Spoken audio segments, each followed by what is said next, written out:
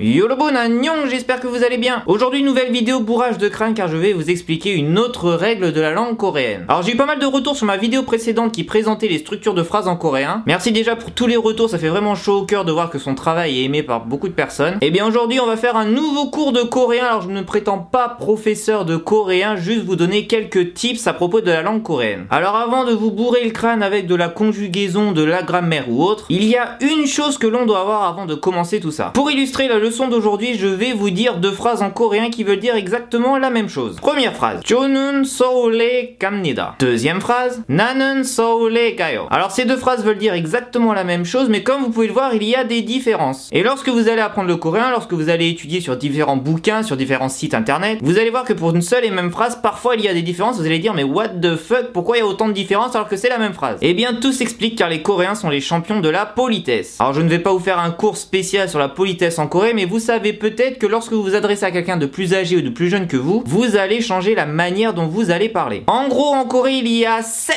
niveaux de politesse qui vont faire changer les structures de phrases. Alors je ne vais pas vous expliquer les 7 structures de phrases, il y en a qui ne sont plus utilisées aujourd'hui, il y en a qui sont assez compliquées. Je vais vous présenter 3 niveaux de politesse qui, vous allez voir, vont changer les structures de phrases. Pour toujours illustrer mes propos, on va utiliser le verbe gada. Gada, verbe infinitif qui veut dire aller en français et que l'on va conjuguer au présent avec tous les niveaux de politesse. Le premier niveau de politesse que vous allez utiliser, notamment lorsque vous allez parler à quelqu'un de plus âgé que vous, on va appeler ce niveau de politesse le niveau formel. Donc comme je vous ai expliqué dans les structures de phrases dans la vidéo précédente, le verbe se trouve toujours à la fin. Et bien ce verbe là au présent va être conjugué de manière différente selon le niveau de politesse. Pour le niveau formel, si nous reprenons l'infinitif gada, nous allons devoir rajouter 갑니다. Donc si nous reprenons la phrase 저는 서울에 갑니다. Souvent c'est le niveau de politesse qui va être utilisé dans les livres lorsque vous allez commencer à apprendre le coréen. C'est celui-là que j'ai appris lorsque j'ai commencé en tout cas. Mais vous allez voir que certains sites internet ou d'autres livres vont utiliser un autre niveau de politesse. Le deuxième niveau de politesse utilisé va être appelé le niveau courant. On va dire que c'est celui que vous utilisez lorsque vous allez parler à des personnes que vous avez déjà rencontrées une ou deux fois, mais qui ne sont pas encore vraiment vos amis. C'est également le niveau de politesse que vous pouvez utiliser en tant qu'étranger pour ne pas être trop impoli, sans pour autant utiliser la politesse adéquate. C'est un peu, on va dire, le passe-partout de Fort Boyard. Si nous reprenons notre petite phrase, elle va être écrite de cette manière. 저는 서울에 가요. En gros, dans le niveau courant, la terminaison du verbe doit se terminer par ayo ou oyo. Je vous expliquerai lorsqu'on verra de la conjugaison au présent pourquoi certains sont ayo et pourquoi certains sont oyo. Donc là déjà vous commencez à dire oula, je vais commencer à apprendre le coréen, je ne vais plus rien comprendre déjà dès la page numéro 5. Et c'est pour ça que je fais cette vidéo, c'est pour que vous ne soyez pas perdus dès le début. Et enfin le troisième niveau de politesse, on va l'appeler le niveau familier. C'est le niveau que vous allez utiliser avec vos vrais amis, avec également votre petite chérie ou votre petit chéri. Et c'est celui qui montre en Corée que vous êtes vraiment le plus proche avec la personne. Alors comment utiliser ce niveau familier? Eh bien il est assez simple, il suffit d'utiliser le niveau courant en enlevant le yo à la fin. Donc si nous reprenons toujours la même phrase, elle va être rédigée de cette façon. 나는 서울에 가. Et là vous allez me dire, excuse-moi Sebou, mais le tout premier mot de la phrase, je crois que t'as fait une petite erreur. Alors oui, si vous avez bien remarqué au début de la phrase, je n'ai pas utilisé le 저는, mais j'ai utilisé le 나는. Jo et na sont les mêmes mots pour dire je, mais qui ont un niveau de politesse différent. Le jo va être utilisé comme manière courant ou formelle, tandis que le na va être utilisé de manière familier. Et oui, je vous ai bien eu, il n'y a pas que le verbe qui change au niveau de la politesse. Il y a également le sujet de la phrase. Et c'est vraiment des choses que vous devez vraiment voir dès le début, parce que si vous dites une phrase comme ça, 저는 서울에 가, vous utilisez un sujet formel avec un verbe familier. C'est un petit peu bizarre. C'est pas hyper faux, mais c'est un petit peu bizarre. Le changement de sujet va surtout être utilisé avec je et tu, 나는 저는 pour dire le petit je, et 너는 당신은 pour dire le petit tu. Donc vous voyez déjà, rien qu'avec le niveau de politesse, vos phrases coréennes vont être complètement différentes. Et là on en est vraiment qu'au tout début de la langue coréenne. Je vous ai expliqué comment construire une phrase et comment elle va être transformée selon le niveau de politesse, mais on n'a même pas vu de conjugaison, on n'a même pas vu de grammaire. Donc autant vous dire qu'on va avoir énormément de leçons sur cette chaîne YouTube. J'espère que vous avez compris en quelques minutes l'impact du niveau de politesse dans vos phrases coréennes. Je veux vraiment à chaque fois me concentrer sur un point et un seul point pour pas vous perdre dans plusieurs explications à la fois. Si vous avez des questions sur ce sujet, bien n'hésitez pas à les mettre en commentaire, j'y répondrai avec plaisir. Partagez la vidéo, laissez un petit pouce bleu si vous aussi voulez que d'autres personnes puissent voir cette vidéo. Et il y a un truc de ouf, c'est qu'on arrive bientôt aux 5000 abonnés en un mois, on a explosé tous les scores. Ce qui fait que je vais faire un nouveau petit concours dès que cette barre des 5000 abonnés sera dépassée. Nous on se retrouve vendredi pour une nouvelle vidéo. J'ai vu énormément de commentaires qui m'ont dit alors c'est bien la K-pop mais on aimerait savoir qu'est-ce qu'il y a d'autre en Corée. Et bien à partir de vendredi je vais créer une nouvelle série de vidéos qui va vous faire découvrir des des artistes coréens inconnus à l'international. Ou en tout cas très peu connus. Ou alors mes petits coups de cœur. Et vous verrez qu'on va faire des petits défis comme ça lorsque je vous présenterai des artistes, mais qui ne sera dévoilé que dans la prochaine vidéo. Merci à tous vraiment de me soutenir tous les jours. On se retrouve donc vendredi. Neil Tashimanayon.